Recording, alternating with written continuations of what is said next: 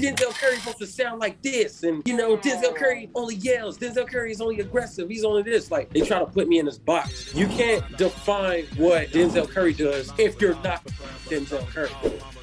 Period.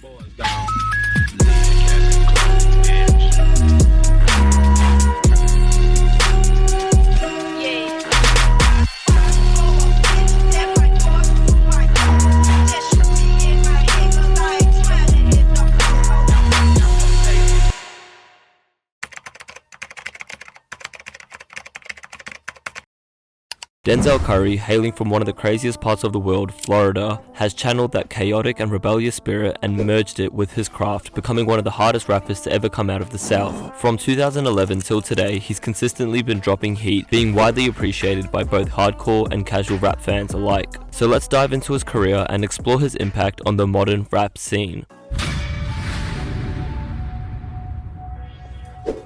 Despite being an avid Denzel fan for many years, from listening to his music alone, it can be tough to decipher where his influences lie, as all of his projects sound so different. Nostalgic 64 doesn't sound like Imperial, Imperial doesn't sound like Taboo, and so on. It's clear that he draws his influences from a wide variety of sources such as older artists, anime, relationships, life experiences, both positive and negative, especially the negative being that he's made a lot of darker, aggressive sounding songs in the past. But also importantly, he stays in the present, and whatever it is that motivates him to make music in the moment is what listeners will feel on a record, making his music deep-rooted to his personality. When I did my first album, which was Nostalgic 64, that's when I wanted to blend all the elements that was like, that influenced me, and I just wanted to blend it and make it into my own style. And that's why Denzel's one of the realest artists in the rap game today. He doesn't need a rap persona and rather flourishes without one, moving freely with no cap in his raps. On Imperial, he raps over dark melodic trap beats to let out his anger towards rough situations he's dealt with or currently dealing with at the time.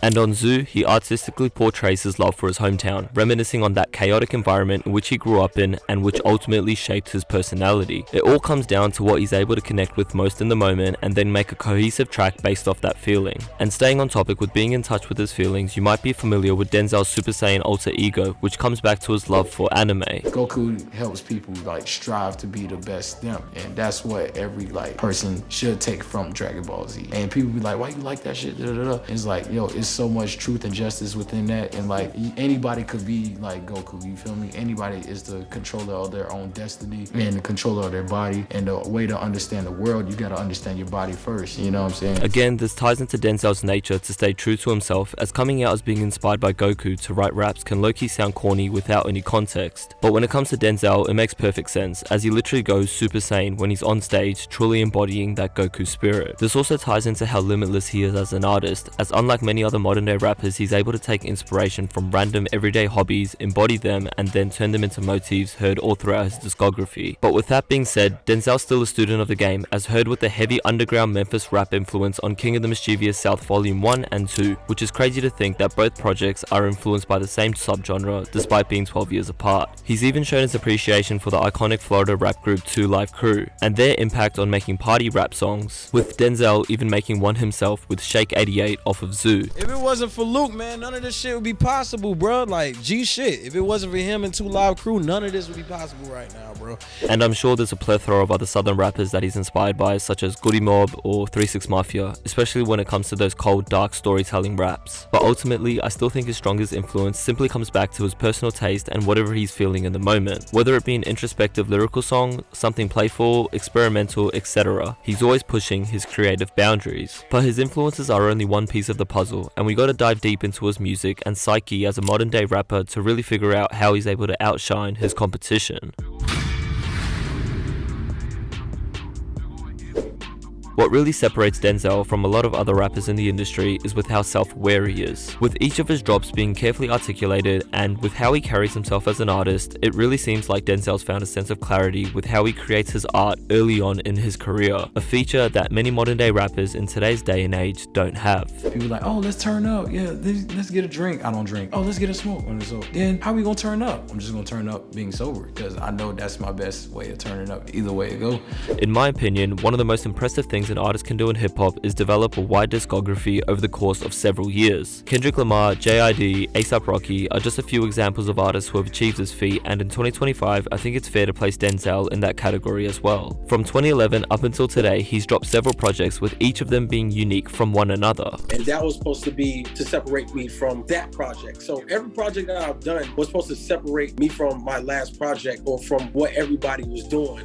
If you want that dark, gritty Memphis underground sound, you can go to Nostalgic 64. If you want some dark storytelling records, you can bump Imperial. Or if you want to hear a mature record where Denzel goes into his mental state and gloomy perception of the world around him, you can listen to Melt My Eyes. Importantly, none of his projects sound bloated, which is becoming really common in the industry, with artists loading up their albums with a bunch of songs to capitalize on streams and possibly even hide the insecurities of listeners not enjoying all of the songs on their project, and instead give them more options to pick and choose songs to add onto a playlist. But Denzel doesn't rely on that, and he knows how to cut the fat and essentially make a full playthrough of his albums a lot more enjoyable. My favorite rap artists, Kanye West, Kid Cudi, Lupe Fiasco, like all these guys that I liked at the time was talking about things. You know what I'm saying? And in order to have that knowledge, I would have to learn. I have to learn about the musicality of things. I would have to learn about these things. Everything wasn't just always turned up dark underground. Like I wanted different sounds because I was experiencing different emotions.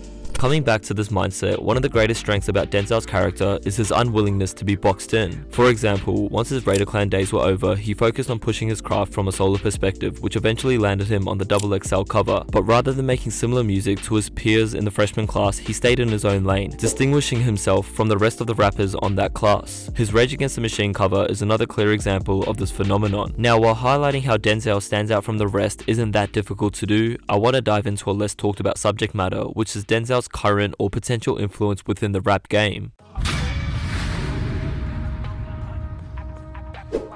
Admittedly, it's kinda hard to difficult to pinpoint where Denzel's influence lies at times, as it's not as obvious as say an artist like Playboi Carti influencing a wave of underground artists with the success of Whole Lotta Red, or even an artist like Pop Smoke inspiring a bunch of New York rappers to jump on drill beats. That influence is clear as day. Whereas with Denzel, his influence is a bit more vague, but I think after looking a bit deeper into his collaborations and how he works with other artists creatively, it starts to make more sense. My grandma always used to tell me the blind can't lead the blind. Like Stevie Wonder cannot lead Ray Charles. You feel me? I never got that analogy, but when it comes down to awareness and just everything in general, like the blind literally cannot lead the blind. Like if you don't know enough stuff, how can you tell somebody else what to do?